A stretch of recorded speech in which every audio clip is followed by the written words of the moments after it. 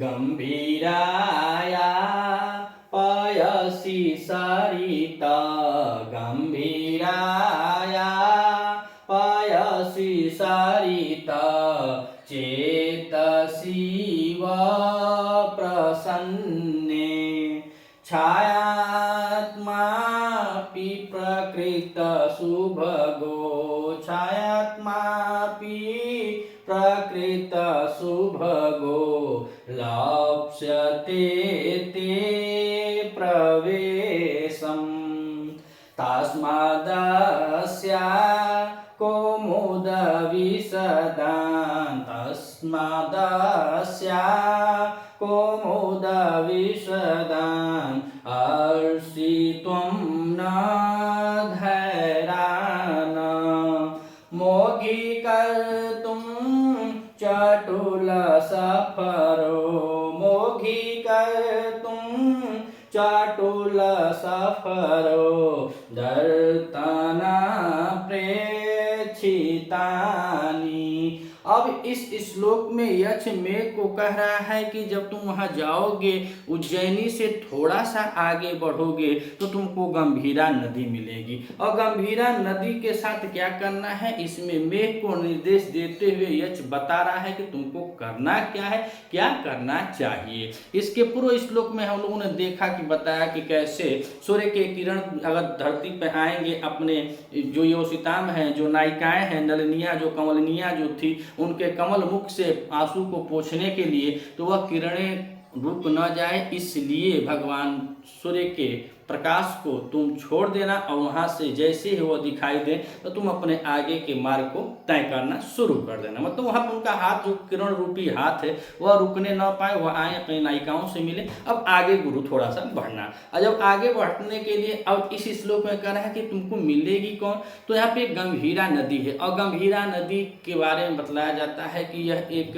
मेघ की नायिका है। जैसे पिछले श्लोकों में हम लोगों ने देखा कि रेवा नदी मिली थी, वो उसको नायिका की तरह व्यवहार यहाँ पे करवाए थे महाकवि कालिदास जी, उसी तरह यह भी एक नायिका की तरह यहाँ पे कवि जी ने बड़ा सुंदर वर्णन किया है। और यह नायिका है गंभीर, नाम तो है कि गंभीरा, लेकिन गंभीर रूप से यह नायिका है। कुछ नायिकाएं होती हैं जो बड़ी चंचल होती हैं, हेलो हाय बाय टाटा वाली भी कुछ होती हैं, कुछ बाबू सोना वाली भी होती हैं, और कुछ बड़े समझदार इज्जतदार परिवार से तो बड़ा गंभीर स्वभाव से भी रहती हैं। तो अब यहाँ पे इसका स्वभाव ही गंभीर है और गंभीरता पूर्वक अब अपने प्रेमी अर्थात मेघ के द्वारा इनका मिलन कैसे होगा उसको बता रहा है मेघ की। जब तुम यक्ष माफ कीजिएगा यक्ष मेघ से बता रहा है कि जब तुम जाओगे तो तुमको कौन मिलेगी, तो कह रहे हैं कि गंभीराया गंभीराया यानी कि गंभीरा नदी जो है वह तुमको आगे मिलेगी। तो यहाँ पे नाम है गंभीराया और यहाँ पे कह रहे हैं सरिता अर्थात गंभीरा और सरिता माने नदी, गंभीरा नदी की बात यहाँ पे होगी। तो गंभीरा नदी कैसी है, अब यह बता रहा है कि गंभीरा नदी कैसी है। तो कह रहे गंभीरा या सरिता गंभीरा नदी, कह रहे कि प्रसन्ने, प्रसन्ने माने प्रसन्नचित हृदय वाली है, स्वच्छ है, साफ है, निर्मल है, एकदम ऐसी वह नायिका है कि गंभीर रूप से है, गंभीरता उसके अंदर है, उसके जल में उतना बहाव नहीं है, उतना वेग नहीं कि कलकल कलकल करे, ऐसा कुछ नहीं है। बड़े गंभीर से मंद मंद वेग से चलने वाली वह गंभीरा नदी जो गंभीर रूप से अपने गंभीरता को धारण किए हुए है, उसके बारे में कह रहे हैं कि गंभीरा या सरिता गंभीरा जो नदी है, तो गंभीरा नदी कैसी है, तो कहे प्रसन्ने यानी कि प्रसन्नचित, कह रहे हैं कि प्रसन्नचित निर्मल, प्रसन्नचित भी कह सकते हैं, निर्मल भी कह सकते हैं, प्रसन्नचित निर्मल चेतसः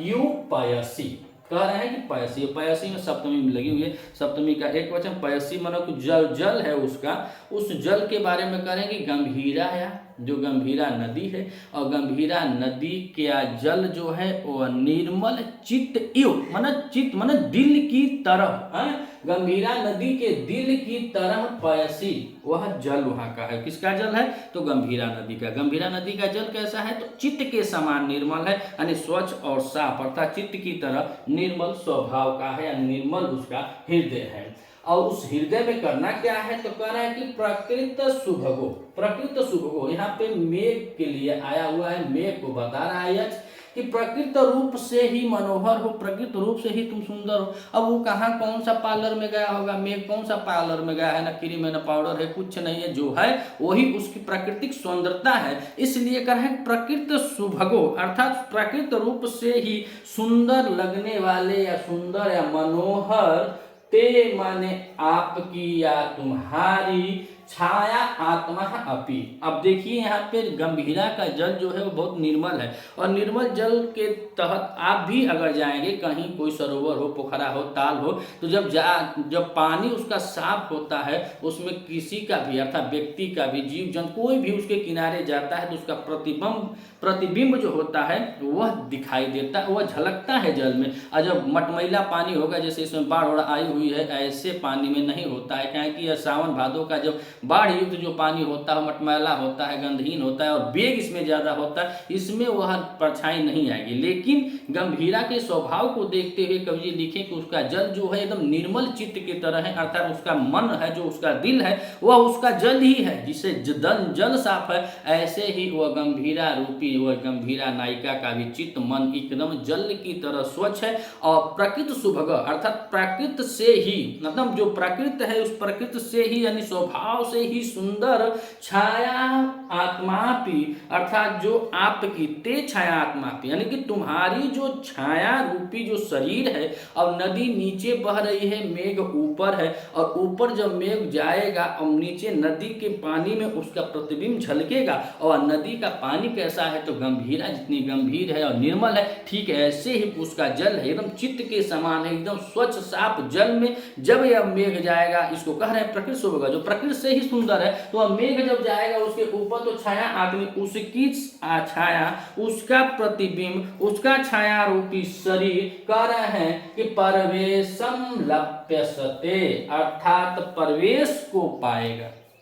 वह जो शरीर है मेघ का, जो मेघ की आकृति है, जो मेघ का मतलब ये समझिए कि जो फोटो है, पहले फोटो आता था वो रंगीन आता था, और उसके साथ उसकी निगेटिव रहती थी, तो निगेटिव वाला जो है तो उसका आकार एकदम गंभीरा के जल में ही दिखेगा, उस जल में दिखेगा। इसीलिए कह रहा है कि तुम अपने प्रकृति सुभगो, यानी प्रकृति स्वभाव से ही सुंदर, ते माने आपका या तुम्हारा, छायात्मापि यानी जो छाया रूपी शरीर है, परवेशम लप्यसते, अर्थात प्रवेश को प्राप्त करेगा, प्रवेश को क्या करेगा, प्राप्त करेगा। तो दो लाइन में यक्ष मेघ से ही कहा कि आगे बढ़ोगे तो गंभीरा नदी पड़ेगी, और गंभीरा नदी इतना निर्मल स्वभाव की है, उसका चित्त, उसका मन, अर्थात जो उसका चित्त है वह, उसका जो मन है वो उसका जल ही है, और कह रहे पैसी जल ही है, और जल इतना स्वच्छ और साफ है कि कह रहे हैं कि प्रकृति सुभग, स्वभाव से तुम सुंदर हो, और जब तुम सुंदर हो तो तुम जाओगे तो तुम्हारा जो छाया प्रति है वो कह रहे हैं कि प्रवेशम लप से, लप से वही पनिया में प्रवेश कर जाएगा,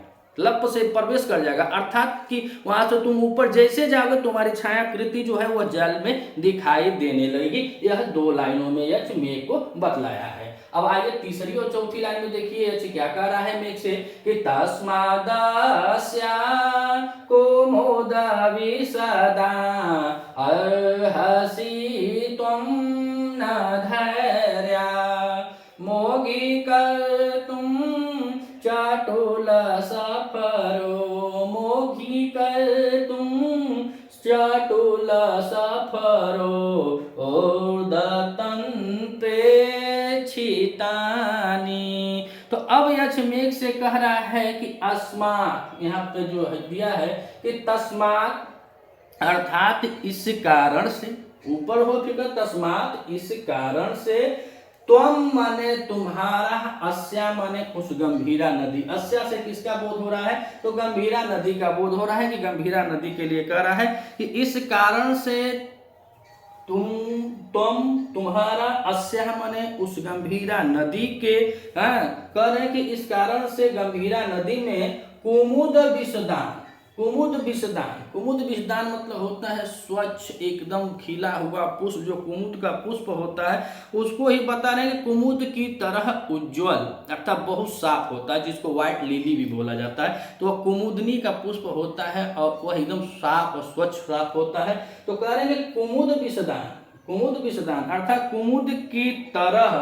उज्ज्वल, और कह रहे हैं कि चटुल सफरो उदरतन, चटुल सफरो। अब इसका विशेषण है चटुल सफरो, चटुल सफरो अर्थात जो चंचल, सफर माने मछली, उदरतन माने वहां पे कूदना, अर्थात गंभीरा नदी में कह रहे हैं कि गंभीरा नदी में जब तुम्हारी छाया चली जाएगी, इस कारण से हे मेघ कुमुद के समान उज्ज्वल, और कह रहे हैं कि चटुल सफरो उदरतन अर्थात जो चंचल, सफर माने एक मछली होती है, जो मछली के नीचे का जो भाग होता है वह भी कुमुद के समान ही एकदम साफ होता है, सफेद होता है, और जो मछलियां जो होती हैं तो ऊपर जो होती हैं काली होती है, नीचे का भाग जो होता है वह भाग सफेद होता है। और यहाँ पे बताया किसके लिए गया है, जैसे आंख की बात कर रहे हैं कि जो गंभीरा है उसकी समझ जाए कि वह आंख है, चंचल नेत्रों वाली है। अगर आप देखते हैं कि जो गंभीर स्वभाव की जो नायिकाएं होती हैं वह बड़बोला नहीं बोलती है ना, उल्टा सीधा कुछ नहीं बोलती हैं, बस अपने प्रेमी को रिझाने के लिए उनका हाव भाव ही काफी होता है। ठीक इसी तरह गंभीरा नदी अपने प्रेमी रूपी मेघ को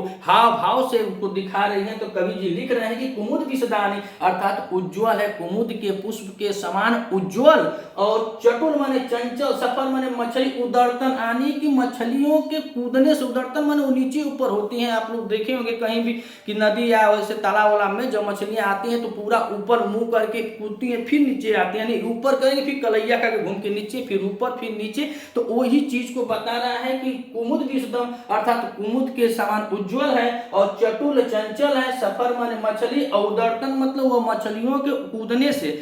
मछलियों के उदरतन माने कह रहा है कि उछाल रूपी प्रेक्षितानी, प्रेक्षितानी, प्रेक्षितानी मतलब क्या होता है यहाँ पे कि जो उसका चित्त है वह तुमको क्या कर रहा है, तो कह रहा है कि वह देखती है, उसकी आंखें जो हैं वह तुमको बार बार कि मेरा प्रेमी आ गया, मेरा प्रेमी आ गया, तो वह अपनी मछलियों के द्वारा ये मान को तुमको देख रही है। तो कह रहे हैं कि कुमुद विषदान चटुल सफरो उदरतन अर्थात कि कुमुद के समान स्वच्छ और चंचल मछलियों का उछाल रूपी चितवनों से धैरात, या जो न है यहाँ पे चला जाएगा, धैरात यहाँ पाएगा तो धैरात हो जाएगा। धैरात मतलब धीर धारणा, धीरता के कारण, जैसे वह नायिका अपनी धैर्यता को रख रही है वैसे तुम भी अपनी धीरता के कारण, कह रहे हैं कि धीरता के कारण मोघी, यहाँ पे है मोघी कर तुम न अहर्षि, मोघी कर तुम न अहर्षि अर्थात अपने धीरता के कारण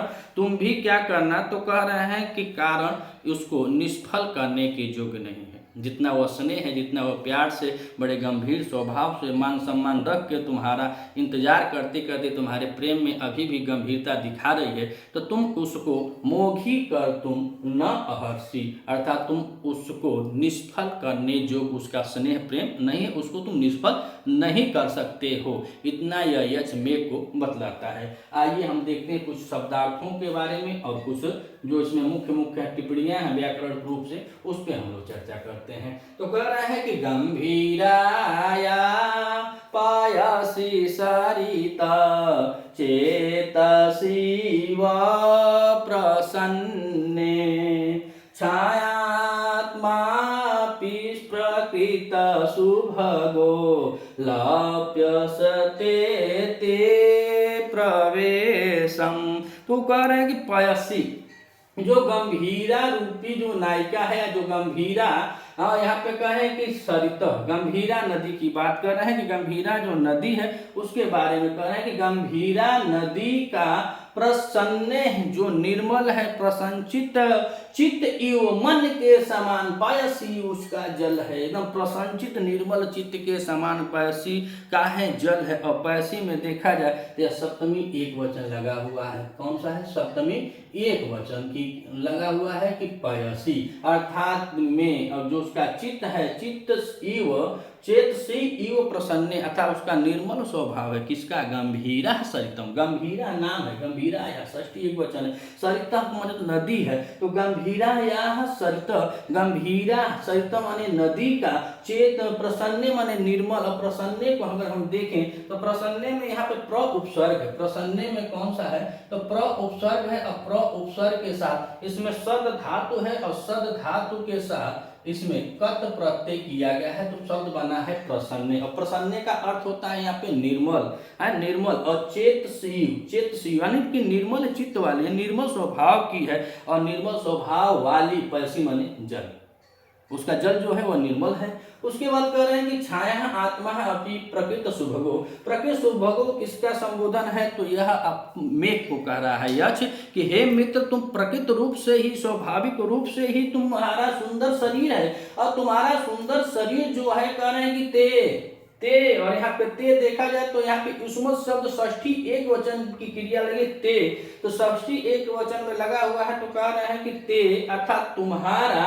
छाया आत्मा यानी जो छाया रूपी जो तुम्हारा शरीर है, कह रहे हैं कि प्रवेशम लप्यसते, अर्थात प्रवेश कर जाएगा। यानी कैसे प्रवेश करेगा, तो प्राप्त प्रवेश को प्राप्त कर लेगा उसके जल में, जिसका चित्त रूपी जो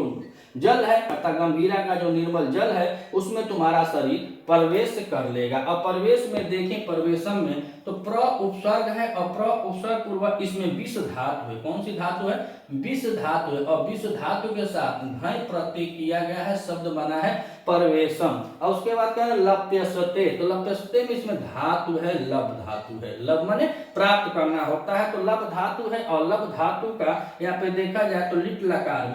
लकार में यह प्रथम पुरुष एक वचन की क्रिया लगी हुई, एक वचन की क्रिया लगी हुई है। बोर्ड पर साफ दिखाई नहीं दे रहा, इसलिए हम बोल देते हैं कि प्रवेशम में प्र उपसर्ग पूर्व विष धातु में घय प्रत्यय है, और लप्यसते में लब धातु के साथ लब धातु का लिट लकार प्रथम पुरुष एक वचन की क्रिया लगी हुई है। तो दो लाइन हम समझ रहे हैं कि आपको समझ आ गई होगी कि जो गंभीरा नदी का जो जल है वह चित्त के समान उज्ज्वल, साफ और निर्मल है। और उस जल में प्रकृति सुभगो अथवा स्वभाव से ही तुम बड़े सुंदर हो। तो तुम्हारा शरीर जो है, छाया आत्मा जो तुम्हारा शरीर है, तेज छाया आत्मा भी अर्थात आत्मा तुम्हारा जो शरीर है, छाया रूपी जो शरीर है, परवेशम लप्यसते यानी परवेश को प्राप्त करेगा। अब तीसरी चौथी लाइन में अब यक्ष मेघ से फिर कह रहा है कि तस्मादास्या कोमोद विशदान अर्हसि त्वं न धैर्यान् मोगी कर्तुं चाटोल सफरो ओदतन प्रेक्षितानि। तो कह रहे हैं कि तस्माद त्वयम अस्या, तस्माद मतलब इस कारण से, त्वम माने तुम्हारा, अस्या माने अर्थात इस गंभीरा नदी के बारे में बता रहा है कि इस कारण से तुम उसकी अर्थात गंभीरा नदी की कुमुद विशदान और कुमुद विशदान में बता रहे हैं कि जो कुमुद पुष्प के समान उज्ज्वल है। और चटुल सफरो, सफर मतलब मछली होता है, सफर मतलब मछली, और मछली कुछ सफर का मतलब छोटी मछली होती है। वैसे तो मीन भी आता है, मछली के बहुत परिवाची है, लेकिन सफर भी मछली का ही परिवाची है। लेकिन इसमें सफर का यह बताया जाता है विद्वानों के द्वारा कि जो चमकती हुई मछली हो, नीचे ऊपर दोनों तरफ से एकदम चमकदार मछली हो, उसको सफर बोला जाता है। और सफर बार बार पेपर में पूछा भी गया है कि इसका अर्थ मछली से होता है। तो कहते हैं कुमुद विशदान अर्थात जो कुमुद के पुष्प हैं, जो कुमुद की तरह उज्ज्वल, और चटुल माने चंचल, सफर मन मछलियों के उदर्तन मतलब नीचे ऊपर हो रही है। अर्थात समझ जाए कि वह नायिका जो है वह बड़े सम्मान के साथ किसी तरह इशारा करके उसको स्नेह व्यक्त कर रही है। मछलियों यानी जो मछलियां हैं ऊपर, अर्थात उस नदी की वो आंख है वह बार बार देख रही है। जैसे हमारी आंखें हैं तो जो काला वाला हिस्सा है वो छोटा है और उसके बगल बगल में सफेद जो है, इसी तरह वो आंख रूपी समझिए कि उस मछली जो है उस नदी की आंखें हैं और उन आंखों से बड़ी चंचलता के साथ वो देख रही हैं। और कोई भी अगर किसी से बड़ा स्नेह प्रेम होता है तो चंचल स्वभाव होना तो जायज है। तो चंचलता भरे नजरों से यक्ष कह रहा है मेरे को वह तुमको देखेंगी। तो उसका ही बता रहे कि कुमुद विशदानी अर्थात कुमुद के समान उज्ज्वल और चंचल सफर उदारतन को अगर देखा जाए तो इसमें उद उपसर्ग पूर्वक इसमें वित्त धातु है। कौन सी धातु है? वित्त धातु है। और वित्त धातु के साथ इसमें लिप्त प्रत्यय किया गया है तो शब्द बना है उदरतन। तो कह रहे हैं कि वह उछल उछल कर क्या करेंगी, देखेंगी। और प्रेक्षितानि कह रहे हैं तो इसमें प्र उपसर्ग है, प्रेक्षितानि में प्र उपसर्ग है, प्र उपसर्ग के साथ इसमें इच्छ धातु है, यह सब आप लोग जानते हैं, इच्छ धातु है और इच्छ धातु के साथ इसमें कत प्रत्यय किया गया है, तो शब्द बना है प्रेक्षितानि। तो कह रहे हैं कुमुद विषदान अर्थात कुमुद के समान उज्ज्वल, चटुल माने चंचल, चटुल माने चंचल होता है। तो चंचल सफर माने मछली के उदरतन माने उदरतन के द्वारा जो नीचे ऊपर वह कर रही हैं उसके बारे में कह रहा है कि उदरतन प्रेक्षितानि, उदरतन प्रेक्षितानि अर्थात तुमको क्या करेंगी, अपने चितवनों से वह देखेंगी, उसको तुमको ताकेंगी और तुमको करना क्या है, तो करेंगे धैर्यान, यह न है तो वहां चल जाएगा तो त हो जाएगा, तो कहेंगे धैर्यान यानी धीरता से या धीरता के कारण कह रहे हैं कि त्वम मोघी कर्तुम न अहर्षि। और मोघी कर्तुम में देखा जाए तो यहाँ पे मोघ है, क्या है, मोघ, और मोघ के साथ इसमें चीव धातु है, चीव धातु है, और चीव धातु के बाद इसमें चीव धातु के बाद फिर इसमें क्रिय धातु है, और क्रिय धातु में तब जाके तुमुन प्रत्यय लगा हुआ है, तो शब्द बना है मोघी कर्तुम। और मोघी कर्तुम में कह रहे हैं कि